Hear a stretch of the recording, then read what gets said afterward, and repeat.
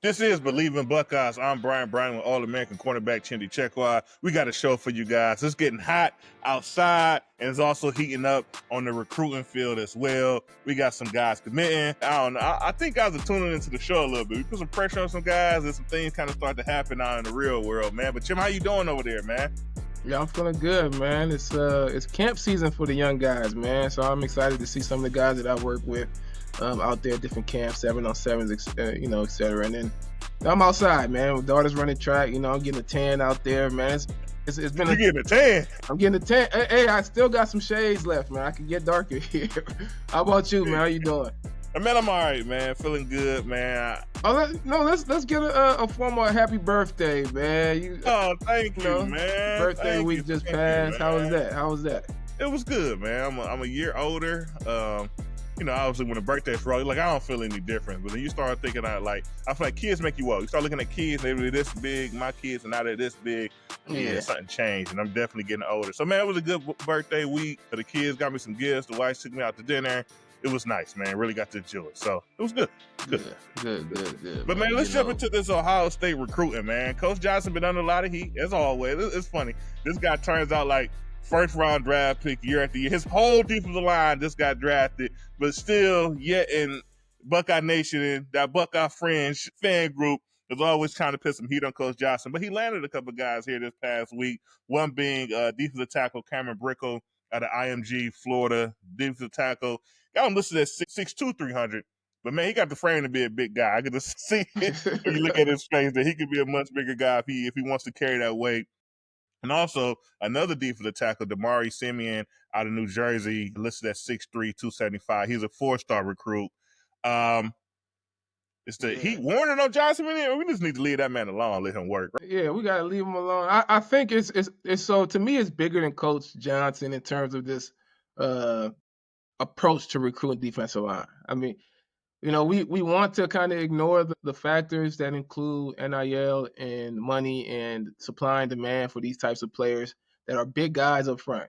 Look, there's not a ton of them walking this earth, man. It's only a select few that are that level of size and athleticism to be able to play on a defensive line. So they're obviously in high demand. They're obviously the foundation of the defense, right? So, I mean, these are guys that are hard to get. Like, if I compare, like I always say, I could get a ninth grade athlete, great athlete who, can run. I could turn him into a corner. Or I can get a guy who plays receiver, pretty good receiver, but he may not end up being a 4 or 5-star receiver, but he has some athleticism. And I could get him there to be a corner. I can't find a ton of guys who are 6'2", 300 walking around with athleticism. It's not that easy. I think in some way it's kind of slim pickings when it comes to those elite guys, and then they're getting tons of money being thrown at them. And this is a current situation where we continue to have transition in NIL, and teams in preparation for that transition are really kind of front loading the amount of money they're throwing at some of these players right now and trying to attract them to their school. And that's something that Ohio State's going to have to deal with. And I think at the end of the day, you got to stick to a process. And that process, fortunately, you're not going to get all the guys that you think you probably would have gotten in the past, but you got to stick to it. And I think getting some of these big nose tackle type players, stacking up on some of these linebacker edge type pass rushes, guys who could drop in and everything. I think if you get enough of those guys, some of these guys emerge to the top. I want the 5-star guy every time too. But I'm going to be honest, I don't think the stars fully define what a guy can develop into. And especially at this level, man, you're gonna get a few guys who dominated high school because they were big, that get that 5-star, and you're gonna get a guy who was maybe a little bit too big, who dominated high school, but needs to slim down a little bit and get into kind of his athletic progression of what he's actually gonna be. And we're gonna see some guys continue to develop. So that development is gonna be key for these D-line guys. I'm interested to hear your take on, what Larry Johnson needs to do to keep, the criticism and all that. I mean, honestly, I feel like, if you're a guy like Coach Johnson, it's funny, like he most likely does not hear the criticism, right? I mean, he's an older guy. I'm sure he's not I never see him like on Twitter or anything of that nature. It's almost when a guy commits, it's like it's tough to find one pick with the recruit, right? It's like if you search around, you maybe find one off their official visit and things of that nature. I don't think he quite hears it. But we know Buckeye Nation hears it. And we know Coach Day is always kind of in tune to, what the fan base is, how they're feeling about things of that nature. So I don't think he needs to do anything. Because I think this, like I said, the proof is in the pudding. This past draft season, who goes first round? Tylee Williams, right? And not that draft class. Like I think he was like a 3-star recruit out of I forgot wherever Talib was from, but he was the least recruited guy. Like he was Right. not the big name, right? Exactly. You had JT, you had Jack Sawyer, you had all these bigger names around him, and he's the one that goes in the first round due to his development, due to him, like you say, finding out what size he needs to be to kind of be out there to progress and play. And I think that's what Coach Johnson does. I mean, he knows what he's doing. Like his history is stamped. It's goated. What he could do on the defensive line. So I just think Coach Johnson, obviously, you just do what you do, right? I think you keep turning out guys. As in Buckeye Nation, we just kind of gotta calm down a little bit and let the man work because we got to see what happens. Like Tyleek is the perfect example. I don't remember all the names, but I know Tyleek probably came in with a guy who was rated higher than him that ended up not finishing at Ohio State, right? So, you cry about that situation. We got this guy, or we got that guy. But a guy like Tyleek who, slims down just a little bit, continues to develop as a player and becomes a first-round level talent. That's a huge impact player on that defensive line. So we just don't truly know. Right, and I see the stats every year. Tons of guys get drafted. They say stars matter because this many guys with 5 stars, they got drafted first round, et cetera, et cetera. All right, cool. But what position do they play? Right? There's a lot of information that's not communicated in the star. Right? It's just you can't get into all the nuances of the situation. So yeah, we want the top guy. We want the guy who projects out to be the best player, to play the earliest, etc. But you also want to stick to a process. And so far, based on what you just outlined, so far, the process has been successful. There's been some hiccups here and there. We have some guys transfer out. We have some light defensive line rooms at times, but so far the process has worked. And we're coming off a national championship. We gotta let this process play out. All right. So that's how I see it. Yeah, man. So, but also on the recruiting path, we land another offensive lineman. This is our 4th offensive lineman of this 26 class, and that's Aaron Thomas. He's out of Phoenix, Arizona. And it's funny, is his measurables kind of range. You see some sites he's 6'5", some sites he's 6'7", sometimes he's 280, sometimes he's 300. Looking at him though, he's a pretty lean built guy. He actually has a father who played college football at Florida State, so they was in the mix for him as well. But he chose to come to be Ohio State. So I just gotta, I guess, tip my cap to the new offensive line coach Tyler Bowen, who came in here and really made some noise on recruiting paths, and so far, once again, landed 4 guys in this recruiting class. Definitely put in some work. And once again, this is the other side of the trenches, but we all know that it's very important with all those racehorses we like to stock up on the outside and in the backfield. You got to have some guys to protect it to kind of get it all going, right? Yeah, and I think the big guys are kind of hard, man, especially offensive line. These are guys coming out of high school that have to develop. I mean, you're going against those athletic 300-pounders on the other side. It's a huge transition from high school to college, and then even, going from college to the NFL. And the thing that's interesting in college, it feels like offensive line is where you can really miss and mess your team up. Like in the NFL, it's all about the quarterback. You got to get the quarterback in. Obviously, in college, you need to get the quarterback as well, but there's like more guys to get, especially if you're in an Ohio State type school where, if you miss on a couple guys, you can grab somebody out the transfer portal who wants to go to Ohio State to put themselves in position to get to the next level. And obviously, they'll make some good money there. Offensive line is one where it gets challenging to get a bunch of guys out of the portal. But then it's also hard to commit a bunch of money to a young guy coming in because you don't know where they're going to end up in the next couple of years. Right. So, stacking up on those guys, really being able to identify the 3-star to me is kind of the most important level for an Ohio State type team. If you can find a guy who's flying a little bit under the radar and projects well for the next couple of years in any position, that's where you find a gold. And I think I don't know if it was a Thomas kid or who it was that is training with Charles Bentley out there in Arizona. But if you can find some of these guys that, maybe you got a little bit of insight from a former Buckeye who's training them or whatever, and you can see that, this guy projects well. He's not necessarily the prototypical 4-star, 5-star player, but based on, what we see from him, we think he could develop into that. That's why I think a GM or, some of these position coaches can really make their money and get ahead of some of these other teams if they can identify those types of players. Yeah, and I think that's kind of this point. Like that is a great point, right? If you got guys that are 3-star that you got to turn into players, especially if you're at the level at Ohio State, that's just like you say, strike and go. We know the foundation of Ohio State is like kind of finding those guys and maximizing their ability and then coming and turning into players for you. And just all, I guess it's all positive and great things. But I guess with these, like you say, 3-star. Aaron Thomas was a 3-star. Also, D Taco Cameron Brickle was rated as a 3-star. And we landed some 3-stars. We got some more recruits.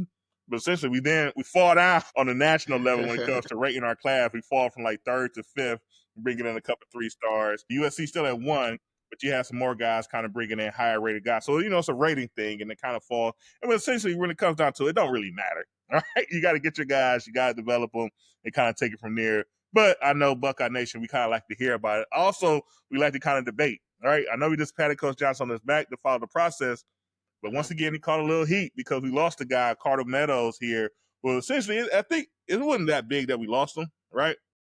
Just who we lost him to, right? Yeah, I think it came down to his final schools was Ohio State was one of them, Michigan was another. There was a couple other schools in that list, but he ended up choosing to go to Michigan. I mean, obviously, I'm not a big, huge what a high school guy lands, but I don't know. It kind of felt like something was there. Yeah, the losing the big recruit to Michigan, that's the one that's a little bit of a punch in the gut, just a little bit, right? And more so coming off a few losses to them, right? I mean, if we're beating Michigan every year, then it's kind of like, we lost a guy, we're just gonna beat them again. They still gotta come out there and play ball. But when you lose to that team and you're kind of losing in the trenches for the most part, right? For the most part, those few games, and then you lose a guy on the defensive line who's to that level. All right, that's a little bit of a punch. That one hurts a little bit. I mean, at the end of the day, I still feel good about what we have going, but you don't want to lose too many of those, right? Like you just don't want to lose too many of those guys in the trenches to that team up north, because that does impact that game, right? That does, and you got to think that recruit choosing between Ohio State and Michigan, like we just don't want to lose anything to them, right? Yeah, It's just right. how it is. I don't want to lose a recruit. I don't want to lose a coach that we think is a high level coach. I don't want to lose nothing. Yeah, and so right. I mean you don't want to lose that's the what it comes basketball down game, to. the lacrosse game, all that stuff. Yeah. So that one does hurt a little bit. The way we approach defensive line is one thing. Michigan being able to emerge and grab a guy like that, and while all the other stuff is going on with the still having a punishment still up in the air in terms of the cheating scandals and the lawsuits and everything else.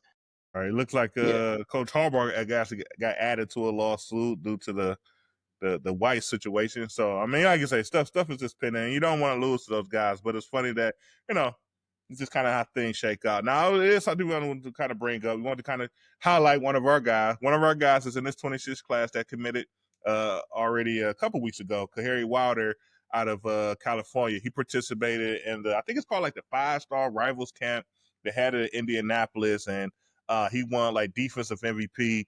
Some of the clips kind of got online, and you can see him kind of winning. He was going up against Felix Ojo, who's also one of the guys that's big on Ohio State board, offensive line, offensive tackle. He didn't have his best day, let's put it like that, regarding the camp. But I wanted to highlight him, and also Sam Greer. Sam Greer participated in this camp as well.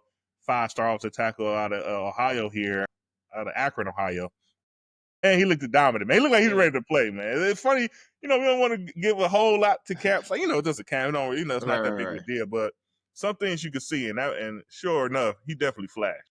Yeah, he looked ready. He looks ready to go. He looks good, man. And you expect him to be able to come in and contribute. Felix Ojo had a tough day, and I struggle with kind of the no pads on, one-on-ones, especially offensive defensive line. Sometimes you kind of expect the talented defensive Yeah, rusher to have a yeah, little it's bit of definitely advantage. as a former offensive lineman, it's a defensive drill. The defensive Right. line should win these drills, especially with no pads on. But you still want to lose. You don't want to lose ever, but right, you want to lose and look the right way. Yeah, there's a way to lose and still look like, okay, that guy's capable, right? Yeah, Like, yeah, he's going against a good guy. They don't got pads on. He don't got nothing to grab onto or nothing. But he still looks capable. Like his feet looks good. He's a good job punching with his hands, et cetera, et cetera. He lost the battle, but in terms of the long term, he projects well. But when you're losing really bad, that's when things get a little tricky. And I question these types of camps, man. I know I commend guys who are the best against the best.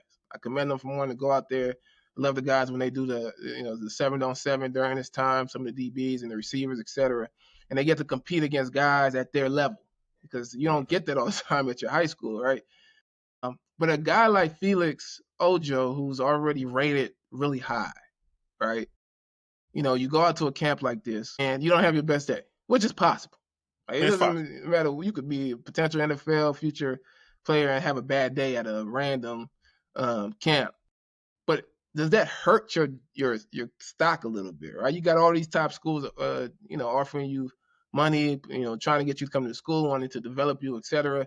And there's something that they like from what they've seen from you already. Then you go out to something like this and you don't have a great day.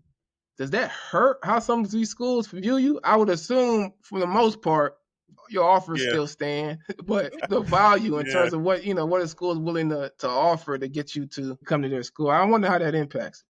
yeah. I don't know, right? It's funny because it's like you say, it's once you get to a certain level, right? You're a 5-star guy. Obviously, you got all the offers you would want, right? It's not like you're looking at this point. You're the 26th class. You're committed in the next handful of weeks if you have not already committed. You got everything you want. So it's kind of a question. It's like, what's the point of these, right? You imagine now that, you could do NIL in high school, that, rivals do a good job at, maybe putting a package to kind of get them out there. And also you got things like sponsorship and things of that nature that guys may want to, maybe if you flash, you could get a Adidas deal like Chris Henry Yeah, Jr., who just got a commercial with Adidas and things of that nature. So you could kind of maybe see it and understand it. But I don't think a school would penalize you so much. But I think when it comes down to it, like you say, anything it's not talked about. We don't know it, but there's some budget. There's a budget somewhere, right? There's a budget. So if you kind of get to that point, you're down to like your last couple of dollars here. Are you going to bump it overhead after kind of seeing something like that when maybe only clips you got to see was high school stuff, or maybe yeah, you play a little bit more reserved with it? But I don't know. Looking at Alex with Felix Ojo, you could just see as an offensive lineman, his build alone. Like, coaches are drooling at the mouth to get a guy like that. If I can get this guy yeah, in, teaching the right things, I don't even care about, I don't care about no highlights and him getting thrown or missing blocks. Once I get him, I teach him how to do the right things. Because once again, like you said in the start of the show, guys this size are just not a dime a dozen. And right. once you have that size, that build, that athletic ability with that size, you can kind of figure out the rest from there, man. Yeah, I think it's one of those risk reward things because you go out there and you do have a dominant day. Maybe your price goes up, right? Yeah, Like maybe teams are looking at you like, we have to get this guy in, and at that point, that becomes a little bit of a higher bidding war for you.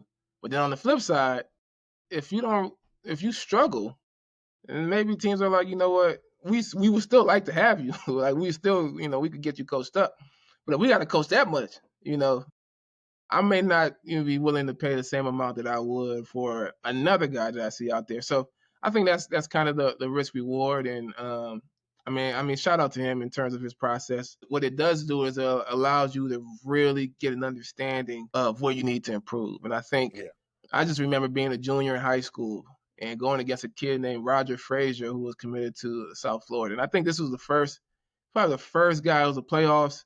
He was the first guy that I went against that was D1 level commit at receiver, where I was just guarding him basically the whole game. And it was a wake up call for me. It was a wake up call because I was getting beat. Now he wasn't catching the ball. I had good recovery speed, but off the line, he was doing some things that I hadn't experienced all season. And I went against other good guys, but he was a different level. And that's where let me know that I still got some work to do. So I think it's definitely good in terms of being able to go and compete against guys at your level or even at a higher level to remind you or let you know, like, I got some work to do and help you make sure that you get there before the bullets really start flying at the college level. Yeah, that's a good point. Because I know myself in high school, I was a camp guy. I went to Glenville. We go to a lot of camps. Coach Gang does a camp tour, like usually in the summer. You pick guys together. When I was in school, we had like a whole charter bus, and we like went as far west as Iowa, as far north as Wisconsin, and basically all the schools in between there. And throughout my career, I just did a lot of camps. That's kind of the Glenville process, right? But once again, you can help yourself in this situation. You learn a little bit. Offensive line coaches, you take little pieces of the game that you can apply to your game and things of that nature. And then sometimes, it doesn't shake out your way. Obviously, Felix, I know us Buckeye Nation, I think we still want you. I think your offer still lands. You could be that fifth offensive lineman of the class. Nothing pulling back there. It's just, once again, it's just a measuring tool for yourself and what you need to do kind of moving forward, man. But real quick, second, I'm saying the second game because we started again. The NCAA game started last year. It's coming out here in a week or so. It looks like obviously the Buckeyes, we're defending champs, but we're not number one in the game. It's funny, EA Sports for a reason. However they do their metric, they got Alabama as the number one team going into the game, and then a few teams under that: Texas, Ohio State, Penn State, Notre Dame. We all kind of got like that same rating on things. But I don't know, man. I like the game, man. You a fan? Are you going to get it, man? Are you going to lock in? I'm going to pass. I don't got a ton of time for video games. I'm trying to increase my golfing, all right? So I'm trying to get into the golf. I can't do both. I got to choose one or the other, in terms of time. So I'm going to pass, man. But, I think from a Buckeye standpoint, they should be the number one team in the game. I think they should be the number one team in the game. But, it's a game, man. It's not a big deal. But I know Jeremiah Smith, I think he's rated like a 98, 99. Caleb Downs is rated 96, 97. So we'll be a good game. We'll be a good team to play with on the game and things of that nature. And, it'll be fun.